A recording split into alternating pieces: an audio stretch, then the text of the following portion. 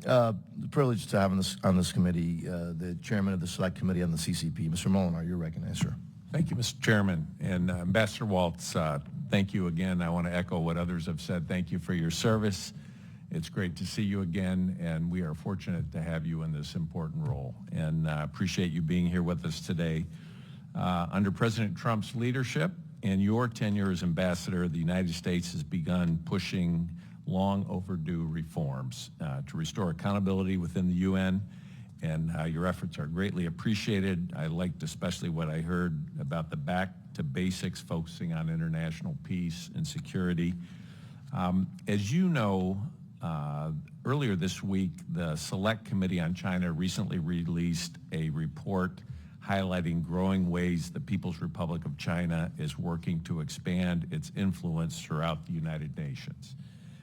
The report outlines several ways the CCP has tried to expand its influence across the UN system through financial contributions and placing PRC officials at key roles in the UN. I wondered if you could share how the United States is working with allies and partners to maintain transparency and the integrity of UN institutions and to not allow it to be leveraged by countries like China, North Korea, Iran, Russia for their own geopolitical agendas.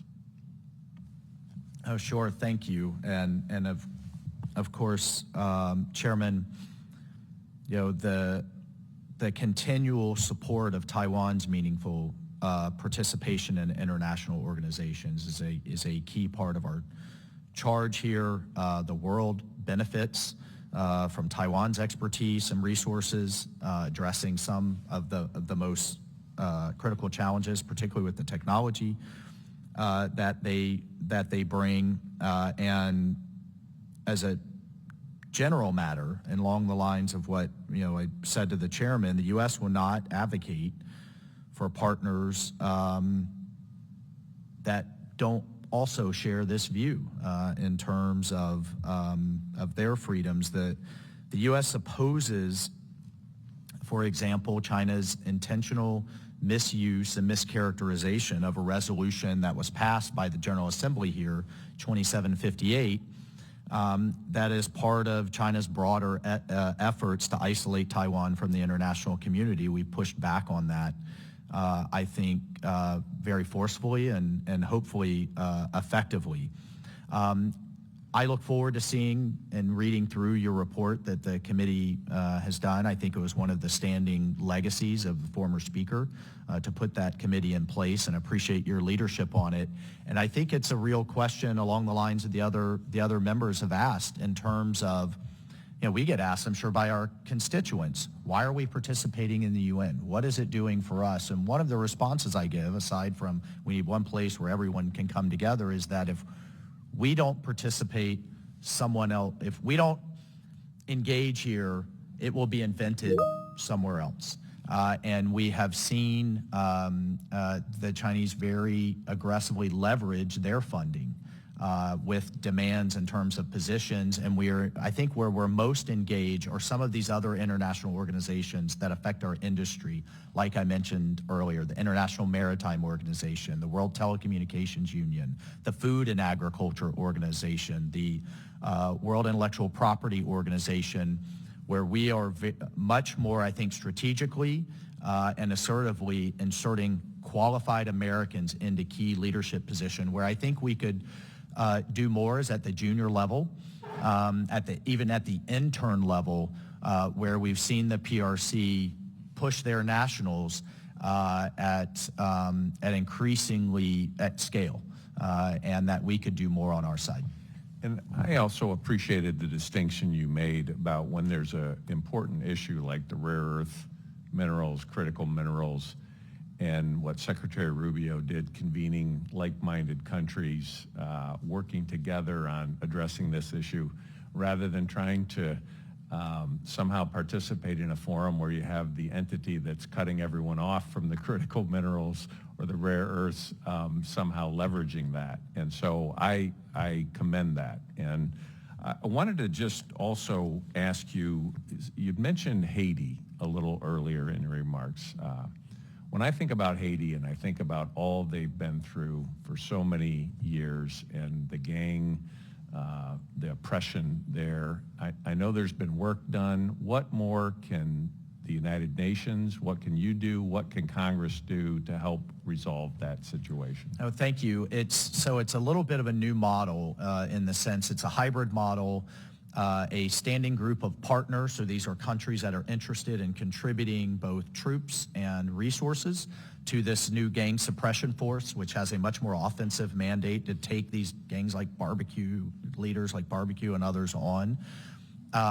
The UN is contributing the logistics to it. And so from, again, a burden sharing standpoint, the United States and the prior administration spent over $1 billion supporting the force there. We'll spend a quarter of that now with the UN taking on that role from a logistics standpoint. And then there's, of course, a political transition that needs to take place. Our ambassador down there, Henry Wooster, has really led the charge in making sure this current transitional structure can survive until we can get the security in place to have a next round of meaningful elections. It's horrific what's happening to the Haitian people.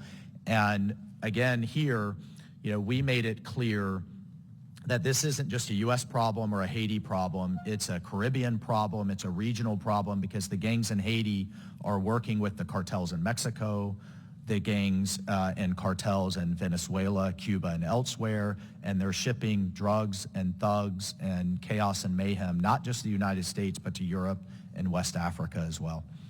Thank you very much. Mr. Chairman, I yield back. Thank you. Thank you. Thank you. Mr. Moolenaar, you're recognized, sir. Thank you, Mr. Chairman. Ambassador, thank you again for being here.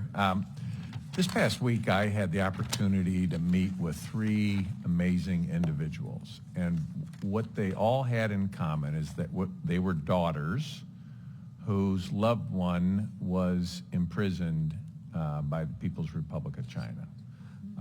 They are Claire Lai. Her father is Jimmy Lai. He's in Hong Kong, spoke out for freedom, democracy, and has been there for 5 years, 80 years old, declining rapidly, health in prison. The other is Grace Jin, and Grace's father, Pastor Ezra Jin, is in China. He recently was put in prison for teaching the Bible, preaching, being the leader of a church there.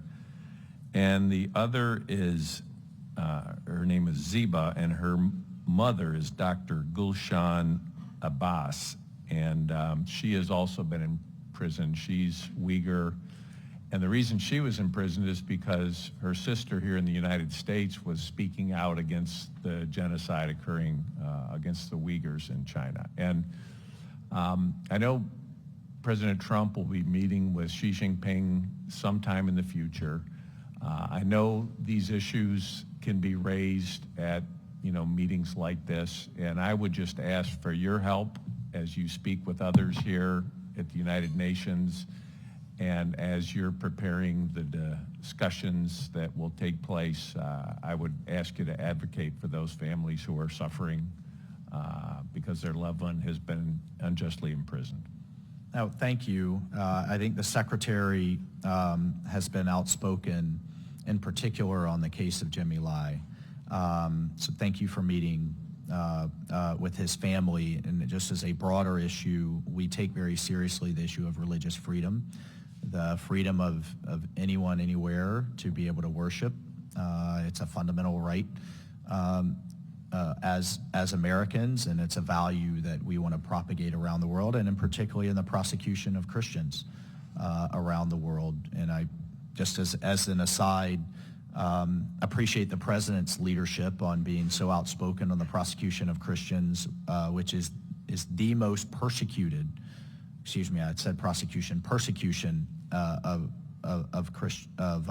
the most persecuted religion anywhere in the world right now. I did not have this on my dance card when I took the job, but to have an international celebrity like Nicki Minaj here to put her spotlight on the persecution of Christians and the issue of religious freedom was really quite special, and something we'll continue to do.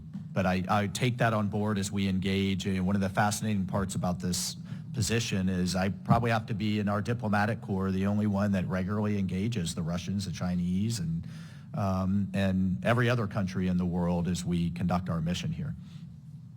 Thank you very much. Mr. Chairman, I yield back. Thank you, sir.